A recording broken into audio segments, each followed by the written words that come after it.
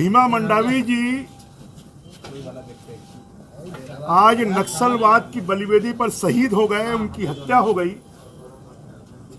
और शासन के पुलिस प्रमुख इतनी जल्दी उन्हीं की गलती बताएं, ये बहुत सारे षड्यंत्रों को की तरफ इशारा करता है। मैं भी गृह मंत्री रहा हूं, कभी भी अचानक अगर कोई कार्यक्रम चेंज होता है तो उसके ऊपर कभी हमले नहीं होते, जो पहले से फिक्स प्रोग्राम होता है उसके ऊपर में होते हैं। नक्सलियों को कैसे मालूम पड़ गया कि वहां से भीमा मंडावी निकलने वाले हैं, कैसे उन्होंने आईडी लगा दी, कैसे वहां पर लोग इकट्ठे हो गए, ये सब बहुत सारे संदेहों को जन्म देता है। और हम इसकी निंदा करते हैं कि एक एमएलए,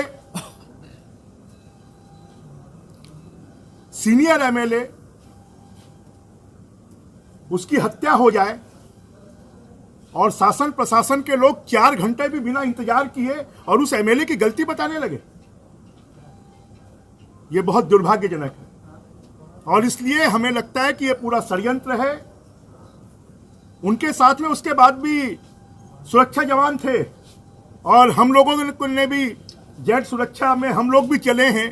कभी भी सुरक्षा जवान अगर मना करते हैं तो हम लोग उसका पालन करते हैं और इसलिए एक टीआई के कहने पर या डीजीपी इस प्रकार का बयान दे, ये बहुत दुर्भाग्यजनक है और हम इसकी पूरी तरह निंदा करते हैं। और इसलिए हमने अभी चुनाव आयोग से भी मांग कर कि पूरा शासन प्रशासन पूरी तरह चुनाव आयोग को अपने नियंत्रण में लेना चाहिए और कहीं न कहीं ये एक षड्यंत्र है, षड्यंत्र की बू आ रही है। इसके लिए सीबीआई जांच होनी चाहिए और शासन प्रशासन में बैठे हुए लोगों से मेरा आग्रह है कि इस प्रकार की संवेदनशील घटनाओं के ऊपर में इतनी जल्दी प्रतिक्रिया व्यक्त वो ना करें, नहीं तो ये इस प्रदेश के लिए बहुत दुर्भाग्यजनक होगा। सुरक्षा मुहैया कराई जा रही थी। अभी हमारे एमएलए हैं देवभोग के डमरूधर पुजारी, उनका फोन आ रहा है, वो नक्सल बेल्ट से हैं, उनकी पूरी सुरक्षा वापस ले ली गई है, उनके घर से सुरक्षा वापस ले ली गई है। अभी माननीय डॉक्टर रमन सिंह जी ने और चुनाव आयोग के उसको सीओ को अभी फोन करके कहा है। मेरी स्वयं की, मैं पूरे प्रदेश में दौरा करता हूं, जो मेरे साथ में जो पीएसओ हैं वही रह रहे हैं, बाकी सुरक्षा वापस ले ली गई है। इस साजिश की बू आ रही, किस प्रकार से मान रहे हैं आप? हम ये साजिश की, महेंद्र कर्मा जी का सुपुत्र कह रहा है कि मुझे उस रोड पर जाने से रोका गया, मुझे मना किया गया। जब उसको मना किया गया और वो नहीं गए तो भीमा मंडावी को क्यों नहीं रोका गया, उनको मना क्यों नहीं किया गया? आज उनकी हत्या होने के बाद में ये बयान देना पुलिस प्रमुख का, ये बहुत दुर्भाग्यजनक है। मतलब सरकार और कम से कम सरकार में जो शासन प्रशासन के लोग हैं उनको राजनीति से अलग हटकर बात करना चाहिए। और एक एमएलए की हत्या हो जाए, एक एमएलए शहीद हो जाए और उसकी जान के ऊपर में उसकी गलती बताए प्रशासन शासन और 4 घंटे भी इंतजार नहीं करे, दुर्भाग्यजनक है। सीएम का बयान नहीं है अभी तक कांग्रेस पार्टी से कोई पॉलिटिकल वो भी नहीं है।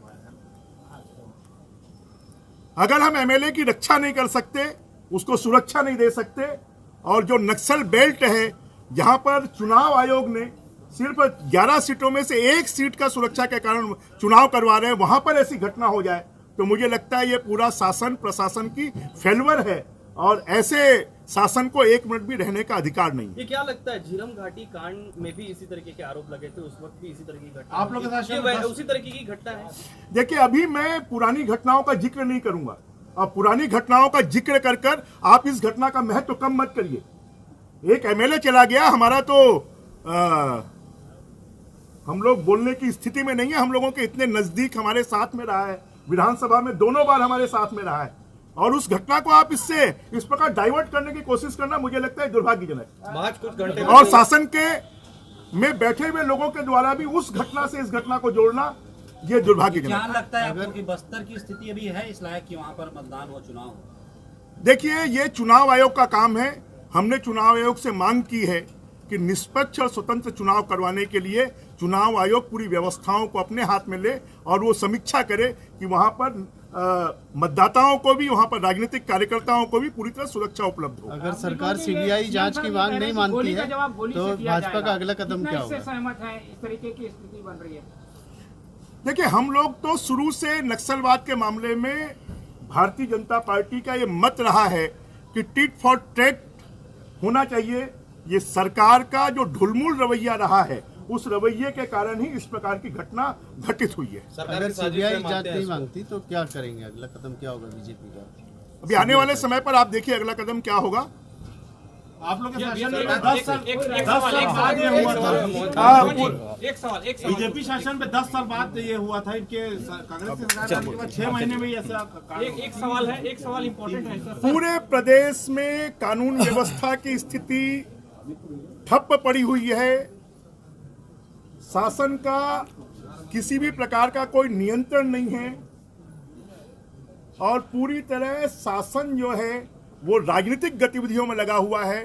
प्रशासनिक गतिविधियां पूरी तरह उसको लकवा मार गया, वो पंगु हो गई। एक सवाल चलिए माननीय अध्यक्ष जी कुछ बताएंगे। माननीय अध्यक्ष जी कुछ बताएंगे। ये ये पूछना तो चाह रहा राजनीतिक साजिश लग रही है आपको क्या? नेता आदरणीय बृजमोहन जी ने पूरी बात विस्तृत रूप से इस घटनाक्रम के बारे में रखी और बीजेपी के बारे में और बहुत सारी बातें आ चुकी। लेकिन मैं कल एक बताना चाहूँगा, कल हमारे आदरणीय विधायक रहे भीमा मंडावी जी, जिनका गांव में कल अंतिम क्रियाक्रम तो होना ही है वहाँ। उसके बाद हमने निर्णय ये लिया है कि हमारे प्रदेश के सभी जिला भाजपा के जिला मुख्यालय में वहाँ पर श्रद्धांजलि कार्यक्रम रखा जाना है। 5 बजे का कार्यक्रम तय हुआ है। उसमें बस्तर को छोड़ करके बाकी पूरे हमारे बाकी जिलों में रखा गया है और उसके साथ साथ बाकी मंडलों में भी रखा जाएगा। इस प्रकार के कार्यक्रम तय हुआ है पार्टी की तरफ से। उसमें हमारे सभी कार्यकर्ता वहाँ पर उपस्थित रहेंगे। धन्यवाद। राजनीतिक साजिश मानते हैं, उसे धन्यवाद। दीजिए इसको।